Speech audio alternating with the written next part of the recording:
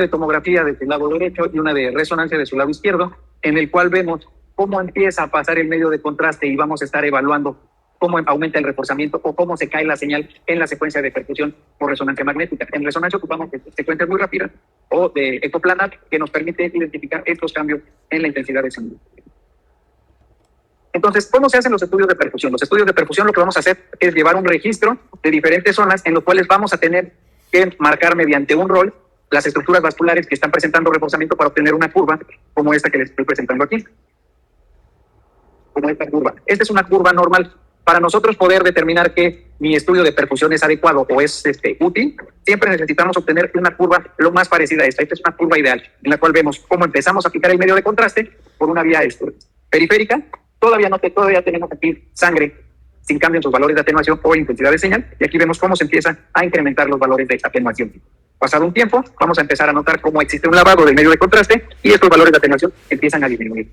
No regresamos nuevamente a nuestro estado inicial porque vamos a tener medio de contraste circulando, entonces se va a mantener todavía esta señal o esta densidad en las estructuras vasculares y por eso no regresamos nuevamente a nuestro estado basal.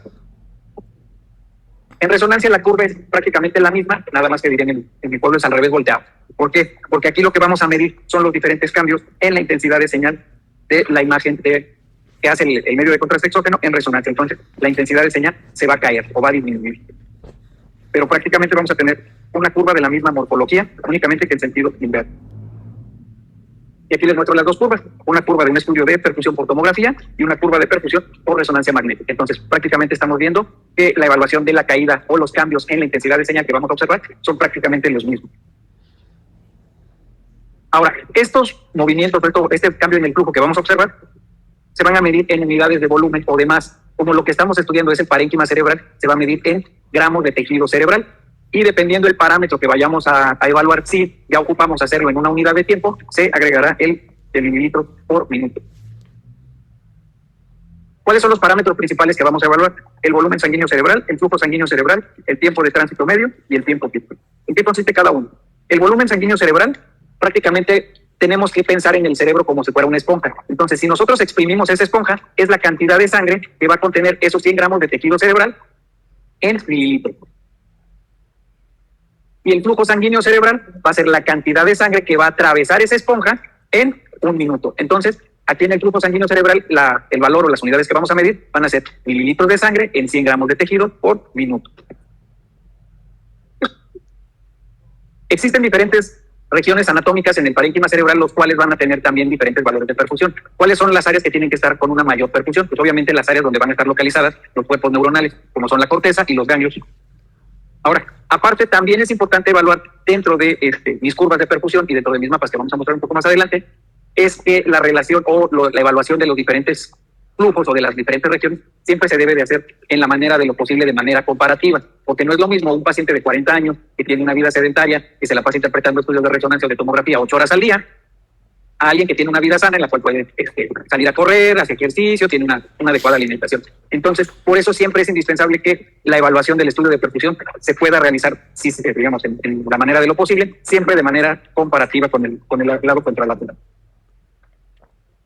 El tiempo de tránsito medio es el tiempo que va a tardar en promedio el medio de contraste o el flujo sanguíneo o la sangre en circular a través de mis 100 gramos de tejido cerebral. Como un ejemplo, yo les pongo que las estructuras vasculares son como una avenida o una calle. Aquí el tiempo que se van a tardar en circular los autos o los eritrocitos, pues obviamente va a ser mucho menor que si yo tengo un proceso que está condicionando que el flujo no se desarrolle adecuadamente. Entonces, en estos casos, el tiempo de tránsito medio se va a incrementar.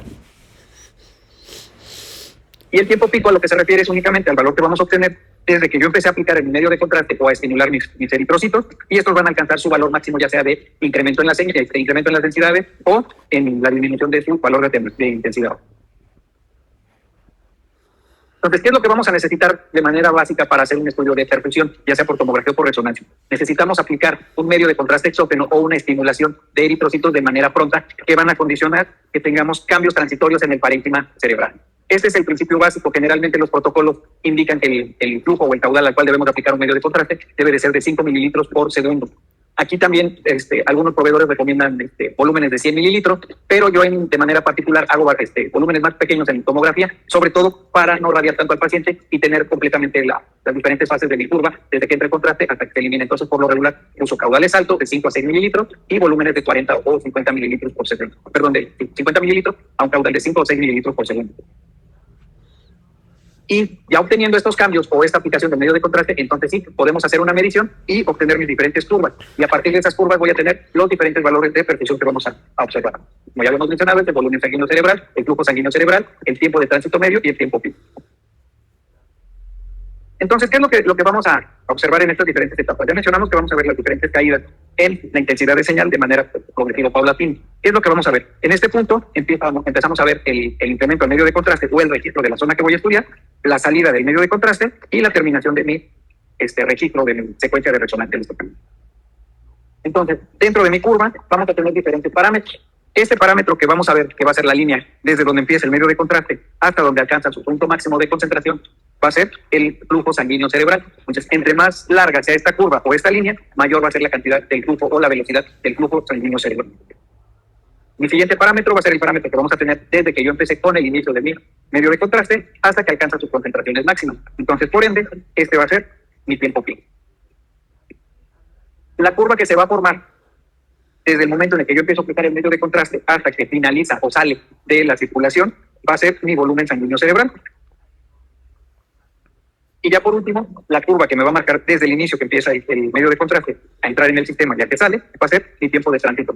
Ahora, aquí hay que tener cierto criterio para la evaluación. En tomografía, pues ya quedamos que esos también van a ser exactamente los mismos parámetros. Allí en azul estamos viendo el tiempo de tránsito, el tiempo pico, el flujo sanguíneo cerebral, el tiempo de tránsito medio y mi volumen sanguíneo cerebral. Ahora, toda esta información la vamos a traducir, la podemos traslapar y realizar mapas de color, en los cuales vamos a tener que los valores en rojo van a ser los valores altos y los valores en azul van a ser los valores bajos. Aquí volvemos a lo mismo, no es lo mismo hacer un valor alto en un paciente de 80 años que en un paciente de 20 años. Entonces siempre se debe de tomar el 100% del lado normal o entre comillas sano de nuestro paciente y después hacer una medición en la cual voy a tener una diferencia en los diferentes valores y poder determinar en qué porcentaje voy a tener una disminución de los valores iniciales. Como ya les había mencionado, ¿cuáles son las áreas que van a tener valores más altos de perfusión, tanto del tiempo como del volumen? Pues las zonas corticales, que es donde están los cuerpos neuronales, y la presencia de los ganglios basales. Aquí les muestro un ejemplo muy sencillo. Aquí vemos una secuencia de difusión en la cual vemos una zona con restricción a la difusión que corresponde a una área de isquemia del territorio de la arteria cerebral media, y aquí vemos un mapa en el cual vemos el tiempo de tránsito medio. ¿Qué es lo que estoy viendo? El momento en el que yo determino cómo están las curvas o los valores normales, estoy viendo que mi curva normal es el área en verde. Y mi área patológica es el área neural, que está localizada en este punto. ¿Qué es lo que estoy observando? O sea, aquí estoy viendo mi valor normal de cómo entra en contraste, cómo llega al estado microcirculatorio, cómo sale y regresa nuevamente a su estado basal. En el lado patológico, ¿qué es lo que estoy viendo? El medio de contraste está tardando más tiempo en llegar o empezar a entrar al registro de mi circulación, el flujo sanguíneo es mucho menor de manera comparativa y el tiempo de tránsito medio también se está prolongando. ¿Por qué? Porque la distancia que hay entre estos dos puntos es mucho mayor en mi curva azul. Aquí hay que tener cuidado con el volumen sanguíneo cerebral, porque podríamos pensar que de manera inicial está sumamente disminuido, pero en el momento en el que se ensancha la curva o mi tiempo de tránsito medio, puedo tener valores mucho más altos reales del volumen sanguíneo cerebral, porque recuerden que el principal mecanismo compensatorio o el mecanismo inicial ante las bajas del flujo es que vamos a tener una vasodilatación, entonces vamos a tener una mayor concentración de sangre en ese parénquima cerebral. Aquí les muestro otro ejemplo en el cual vemos un evento isquémico y en fase crónica, en el cual vamos a ver cómo en el lado sano mi curva de perfusión es prácticamente normal y en la zona isquémica pues, prácticamente ya no tenemos ningún valor porque no está entrando el medio de contraste o los cambios en la intensidad de señal. Y al momento de traslaparlo o hacerlo en el mapa de color, vemos cómo en todos estos vamos a tener una disminución muy significativa de los valores tanto del tiempo de tránsito medio como del flujo, como del volumen sanguíneo cerebral y del tiempo. Ahora, la perfusión no únicamente se ocupa para el evento isquémico, tenemos muchas otras patologías en las cuales los vamos a poder identificar. Podemos verla en procesos infecciosos, en procesos plásticos, en procesos inmunológicos, es decir, en todos aquellos procesos en los cuales podamos tener cambios o modificaciones en el aporte sanguíneo, ya sea el flujo o el volumen sanguíneo cerebral, vamos a poder medirlo por perfusión. Ahora, aquí les muestro un ejemplo en el cual vemos una lesión a nivel frontal, el cual tiene diferentes características en secuencia de ecogradiente o de susceptibilidad. Vemos múltiples zonas con efecto de blooming, prácticamente sin zonas de restricción en la difusión, lo cual corresponde a un oligodendroglioma. Al ser una lesión única, tenemos muchas características que nos permiten identificarlas como lesiones primarias o lesiones secundarias. La perfusión nos puede ayudar mucho para identificar si son lesiones primarias o secundarias, ya que generalmente las lesiones primarias van a tener una extensión o van a ser generalmente más infiltrantes. Entonces, las zonas con los cambios en la perfusión generalmente se pueden extender más allá de los límites o de los bordes de las lesiones neoplásicas. Aquí también hay que tener en consideración que, como el aporte sanguíneo de la lesión neoplásica es prácticamente el mismo que el del parénquima cerebral, podemos tener algunas zonas, como en este caso, está ligeramente por fuera el flujo sanguíneo cerebral de la lesión, y eso también nos indica que esa es una zona que tiene mayor actividad, que necesita recibir mayor cantidad de sangre, y es una zona que potencialmente puede ser susceptible para toma de biopsia o para incluso la colocación de un ROI por espectroscopía, ya que va a ser la zona que va a tener una actividad metabólica mucho más alta. Aquí les muestro cómo la misma lesión neoplástica tiene un incremento importante, sobre todo en la porción dorsal de la lesión neoplástica, y vamos a tener una base de dilatación o un acúmulo de medio de la misma lesión neoplástica.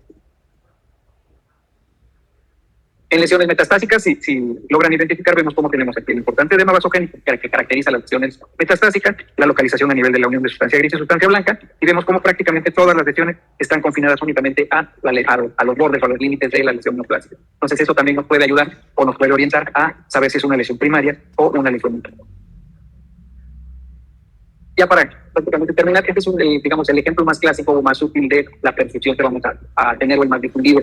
La perfusión, ya sea por tomografía o por resonancia, es la secuencia o el método de imagen que nos va a permitir identificar cambios en el flujo o en el volumen sanguíneo cerebral desde el momento en el que se están produciendo, cosa que en resonancia, en la secuencia de difusión, pueden pasar prácticamente hasta 20 o 30 minutos para que empiece a producirse todo el edema citotóxico, que es el que nos va a dar las zonas de restricción. Entonces, si nosotros queremos detectar un evento isquémico, por ejemplo, menor de 30 minutos, el estudio de elección que tenemos que realizar es perfusión, ya sea por resonancia o por tomografía. Este es un paciente que tiene un déficit del lado derecho, en el cual vemos, llega al área de urgencia, de acuerdo a los protocolos, se le realiza una tomografía para evaluar que no tenga un evento hemorrágico, y aquí les muestro dos imágenes prácticamente para poder determinar el acto. Un corte a nivel de los ganglios basales y uno ligeramente superior, en donde vemos todavía parte de los ventrículos, para determinar o buscar zonas hipodensas que nos van a permitir mayor certeza para saber qué aspecto le vamos a dar y darle un pronóstico de tratamiento. Generalmente, cuando ya vemos zonas hipodensas, son pacientes que ya presentan por lo menos más de 5 horas de evolución. El chiste del diagnóstico de los pacientes con evento isquémico es detectarlos prácticamente como este paciente con un aspecto de con un aspecto de 10, en los cuales no tenemos zonas hipodensas, y podemos determinar todos estos cambios en la perfusión. A este paciente se le hizo su imagen de perfusión y vemos cómo tiene zonas ligeramente más azules o disminuidas del volumen sanguíneo cerebral comparado con el lado contrario, en el cual vemos aquí en nuestra escala de color que los valores rojos son los valores altos o los valores prácticamente menores. Y en mi tiempo de tránsito medio lo que estamos observando es que toda esta zona que está en verde está tardando más en circular, es decir, todavía está llegando una suficiente cantidad de sangre, pero ya está teniendo problemas para circular, y entonces no van a llevar adecuadamente sus procesos metabólicos estas neuronas. Entonces, haciendo una imagen o una especie de sustracción digital, lo que vamos a poder determinar es que en mi zona que está teniendo disminución en sus valores del flujo sanguíneo cerebral, vamos a tener toda esta zona que es potencialmente rescatable o a lo que se le conoce como zona de pérdida. Entonces, a estos pacientes, entre más temprano o de manera inicial se les puede iniciar un tratamiento, les va a ir mucho mejor. No sé si tengan alguna pregunta o alguna duda en cuanto a este tema.